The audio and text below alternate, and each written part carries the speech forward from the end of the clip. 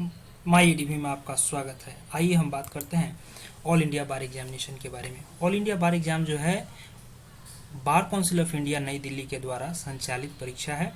इस बार जो है 15वीं परीक्षा ली जा रही है।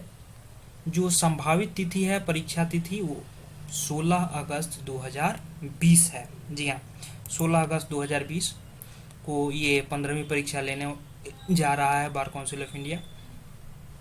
माई एडीवी ने इस परीक्षा को आपके लिए उचित बनाने के लिए ऐप में AIB 10वीं से लेकर 14वीं तक के प्रीवियस क्वेश्चंस को अपलोड कर दिया है।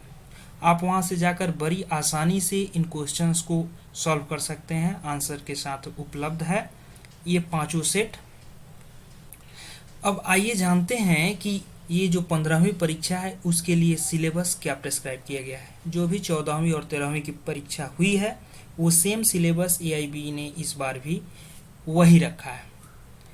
आइए एक एक करके सिलेबस को देखते हैं कि सिलेबस कौन सा है। यहाँ पे हम देख पा रहे हैं कि कॉन्स्टिट्यूशनल लॉ में कॉन्स्टिट्यूशन ऑफ इंडिया और प्रीवियस इंडिपेंडेंस स्वतंत्रता संग्राम के पहले के क्वेश्चंस या उस दौरान के प्रश्न भी कॉन्स्टिट्यूशनल लॉ के दौरान पूछे जाते हैं। तो 10 मार्क्स के हैं कॉन्स्टिट्यूशनल लॉ। IPC से 8 प्रश्न 8 मार्क्स के, यानी कि एक प्रश्न के लिए 1 मार्क्स ही होता है। प्रोसीड्योर, सिविल प्रोसीड्योर और क्रिमिनल प्रोसीड्योर से 10-10 प्रश्न होते हैं।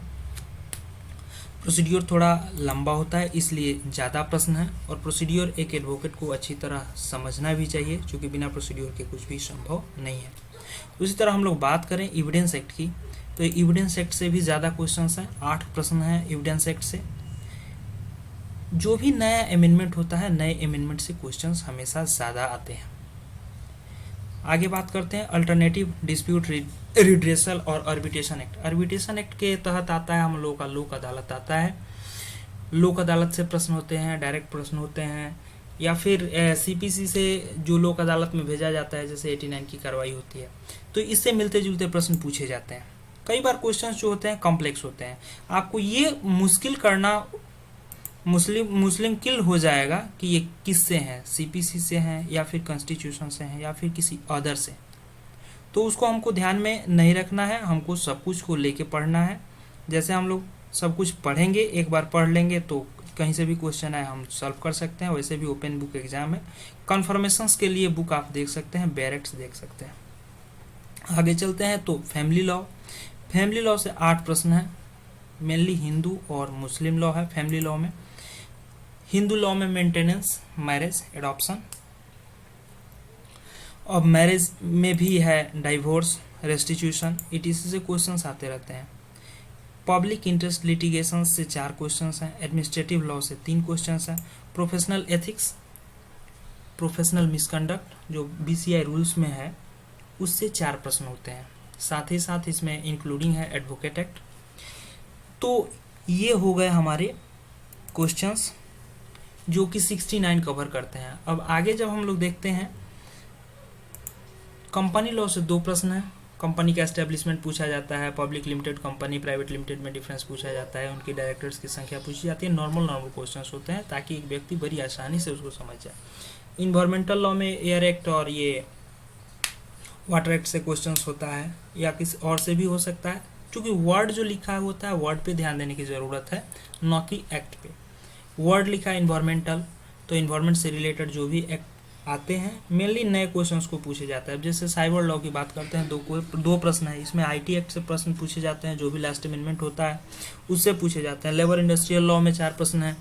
वर्कमैन कंपनसेशन एक्ट हो गया लेबर में, या फिर फैक्ट्री एक्ट हो गया, लेबर लॉ हो गया, इससे क्वेश्चन पूछे जाते हैं। Motor vehicle act, law of tort से प्रश्न 3 पूछे जाते हैं। कंज्यूमर प्रोटेक्शन एक्ट से 2 प्रश्न पूछे गए हैं पिछले बार भी।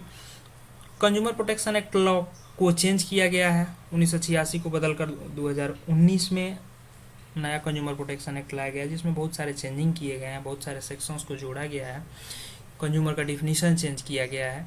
तो उसको इस बार पढ़ने की ज़रूरत है क्योंकि ये पहला एग्जाम होगा जब कंज्यूमर प्रोटेक्शन एक्ट चेंज हुआ है। उसी तरह हम लोग पीछे चल के देखें तो कॉन्स्टिट्यूशन में भी चेंज हुआ है। 335A में चेंजिंग की गई है, 370 में चेंजिंग की गई है, अदर जो भी चेंजिंग की गई है, तो चेंजिंग पे ज़्यादा कुछ फोकस रखने की ज़रूरत है, क्योंकि एग्जामिनर ये जानना चाहता है कि आप कितना अप टू डेट रहते हैं। आगे चलते हैं। 16 नंबर सब्जेक्ट जो है हम लोग का टैक्सेशन। तो टैक्सेशन में है 4 प्रश्न पूछे जाते हैं। इसमें डायरेक्ट और इनडायरेक्ट टैक्स है। डायरेक्ट टैक्स जो कि हम लोगों का इनकम टैक्स है और वेल्थ टैक्स है। इनडायरेक्ट टैक्स जीएसटी है मेनली। तो इससे क्वेश्चंस होते हैं, इससे भी नॉर्मल क्वेश्चंस होते हैं। हम लोगों को सभी एक्ट के सेक्शन 1 और 2 को नॉर्मली देख लेना होगा। किस दिन एस्टेब्लिश हुआ एक्ट, किस दिन इनैक्ट हुआ एक्ट, और डिफिनीशंस पूछे जाते हैं। जैसे हम आगे आते हैं 17 नंबर सब्जेक्ट में, तो कॉन्ट्रैक्ट में डिफिनीशन पूछा जाता है, कॉन्ट्रैक्ट का डिफिनीशन पूछा जाता है, कॉन्सेंट का डिफिनीशन पूछा जाता है, वैलिड कॉन्ट्रैक्ट पूछा जाता है। तो ये डायरेक्ट क्वेश्चंस होते हैं, जैसे सेक्शन 2 से क्वेश्चंस है। स्पेसिफिक रिलीफ से भी उसी तरह है। उसी प्रकार नेगोशिएबल इंस्ट्रूमेंट एक्ट में 138 इसे पूछा जाता है। चेक बाउंस का टाइमिंग पूछा जाता है, या फिर चेक की वैलिडिटी पूछी जाती है। नॉर्मल क्वेश्चंस पूछे जाते हैं। Law of acquisition act, land acquisition act की बात करते हैं, तो लैंड से भी मिलते जुलते प्रश्न पूछे जाते हैं। कौन एक्विजिशन करेगा, किन के लिए करेगा। पिछला क्वेश्चन पिछले साल AIB 14 में पूछा गया कि किसके लिए लैंड का एक्विजिशन होगा, कंपनी के लिए होगा या किसी और पर्सन्स के लिए होगा। उसी तरह last but not list intellectual property law से 2 प्रश्न, जिसमें कॉपीराइट और पेटेंट आता है, तो ये प्रश्न पूछे जाते हैं। MyADV ने ऐप बनाया। ऐप में एग्जामिनेशंस टैब में आप जाएंगे तो EIB 10, 11, 12, 13 और 14 ये प्रीवियस परीक्षा के प्रश्न उत्तर सहित उपलब्ध है। आप इस ऐप को डाउनलोड करने के लिए प्ले स्टोर से जा सकते हैं, या फिर bit.ly/myadv_app